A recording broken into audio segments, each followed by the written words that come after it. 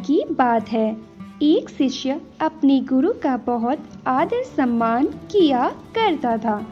गुरु भी अपने इस शिष्य से बहुत स्नेह करते थे, लेकिन वह शिष्य अपने अध्ययन के प्रति आलसी और स्वभाव से दीर्घ सूत्री था।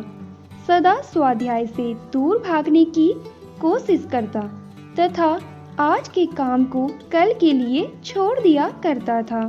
अब गुरुजी कुछ चिंतित रहने लगे कि कहीं उनका यह शिष्य जीवन संग्राम में पराजित न हो जाए। ऐसा व्यक्ति बिना परिश्रम के ही फलोपभोग की कामना करता है। वह शीघ्र निर्णय नहीं ले सकता और यदि ले भी लेता है तो उसे कार्यान्वित नहीं कर पाता। यहाँ तक कि अपने पर्यावरण के प्रति भी सजग नहीं रहता है और न भाग्य द्वारा प्रदत्त सुअवसरों का लाभ उठाने की कला में ही प्रवीण हो पाता है। उन्होंने मन ही मन अपने शिष्य के कल्याण के लिए एक योजना बना ली। एक दिन एक काले पत्थर का एक टुकड़ा उसके हाथ में देते हुए गुरुजी ने कहा, मैं तुम्हें यह जादुई पत्थर का टुकड़ा 2 दिन के लिए देकर कहीं दूसरे गांव जा रहा हूँ। जिस भी लोहे की वस्तु को तुम इससे स्पर्श करोगे वह स्वर्ण में परिवर्तित हो जाएगी, पर याद रहे कि दूसरे दिन सूर्यास्त के पश्चात मैं इसे तुमसे वापस ले लूंगा।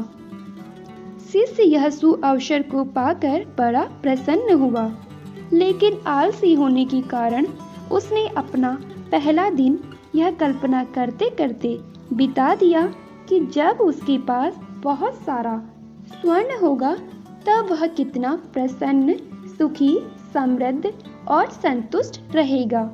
इतने नौकर चाकर होंगे कि उसे पानी पीने के लिए भी नहीं उठना पड़ेगा। फिर दूसरे दिन जब वह प्रातःकाल जागा, उसे अच्छी तरह से स्मरण था कि आज स्वर्ण पाने का दूसरा और अंतिम दिन है।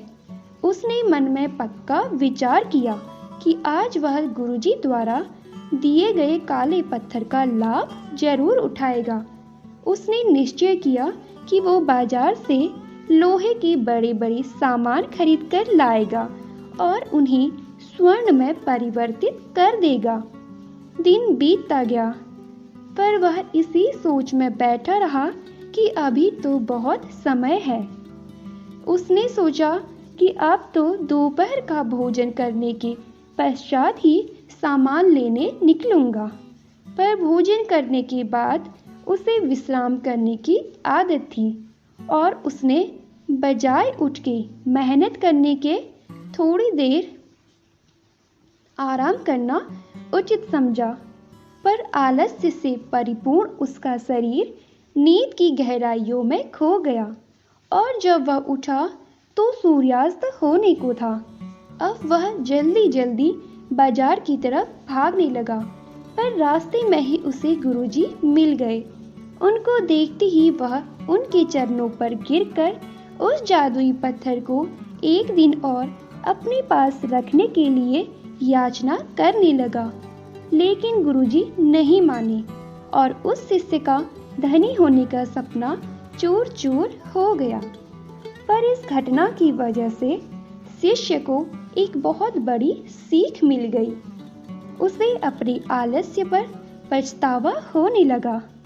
वह समझ गया कि आलस्य उसके जीवन के लिए एक अभिशाप है और उसने प्रण किया कि अब वो कभी भी काम से जी नहीं चुराएगा और एक कर्मठ, सजग और सक्रिय व्यक्ति बनकर दिखाएगा।